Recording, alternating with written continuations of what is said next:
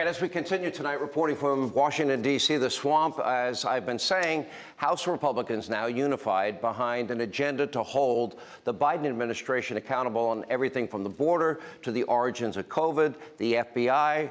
Are they politicized? Is the DOJ weaponized? And we continue now with the new Speaker of the House, Kevin McCarthy, along with House Majority Leader Steve Scalise joins us, and House Republican Conference Chair Elise Stefanik. Good to see you all.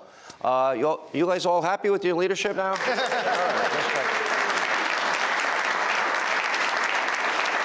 If not, I was thinking we could always hold another vote or two. I think I've had enough. You had enough. We've known each other for a long time, Steve, and this is, to me, a pivotal moment for the country.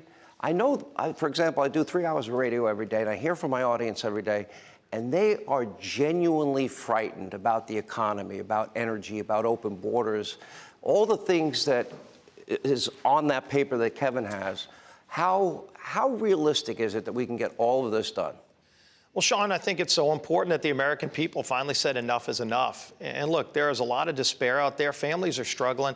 And the real problem was they did not see Washington working for them because Washington was working against them. The problems families are facing, from higher costs, inflation, high energy costs, open border, all created by President Biden, the extreme agenda of Nancy Pelosi and Chuck Schumer. And so people said, okay, we've got one opportunity to at least put some checks and balances and send people willing to fight for the families that are left behind. And that was really at the heart of the rules package, because before we can go start fighting for those families, we had to change the way Washington worked.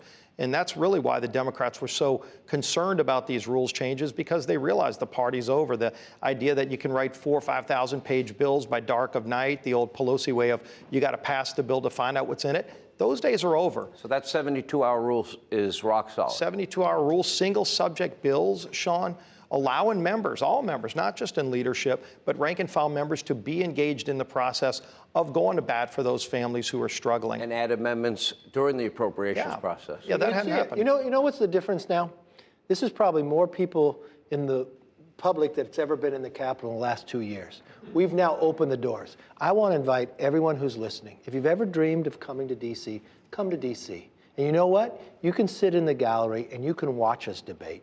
You can see your government at work, because this is your house, this is your government, and we have just now empowered you even greater than ever before. So that brings accountability just to start out with. And we want you to join with us. It doesn't matter what party you're in, but if you believe in securing your border, if you believe that you want to be able to fill up your tank but have money left over for food, that you want to be energy independent. Did you see the story out of your state of California, the notice they sent out? Yeah. To expect your energy bill to double from where it was last year. Because what Gavin Newsom has done to California, he has shrunk our grid, and then he tells you can only buy an electric car, then you can't charge it. It is the You can only charge it between certain hours. I've got to correct the record. But you'll pay 40%. You'll pay 40% higher. Yeah. There's a reason why, for the first time in the history of California, we're decreasing. That people are leaving. It's their democratic policies that they have tried to put here in Washington. And fortunately, when the American public spoke here to Congress, you now have a voice. You have a check and balance, and we will stand up, and that's our commitment.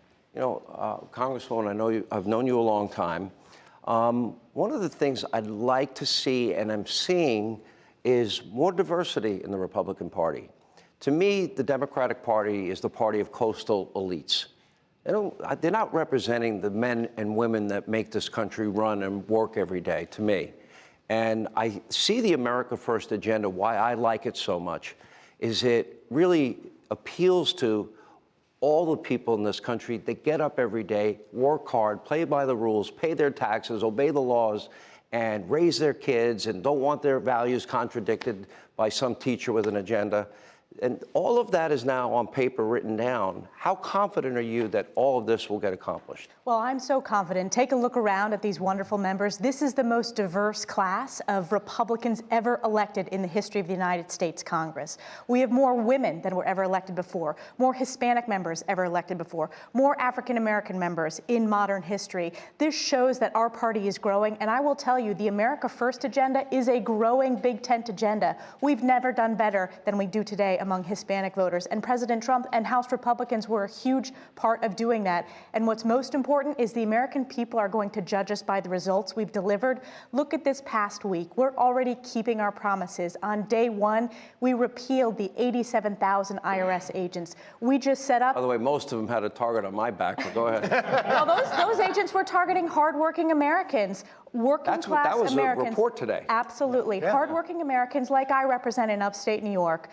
So we are making good on our agenda, and we are going to go through that commitment to America to show the American people what House Republicans can accomplish and the results that we deliver. Let me ask everyone in the room. We have a room full of congressmen and women.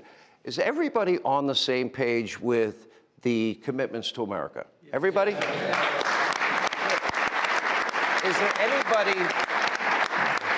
there anybody, and you can be honest, anybody that has disagreements with it? Nobody. Okay. What about the investigations? Are you on board for all of these investigations?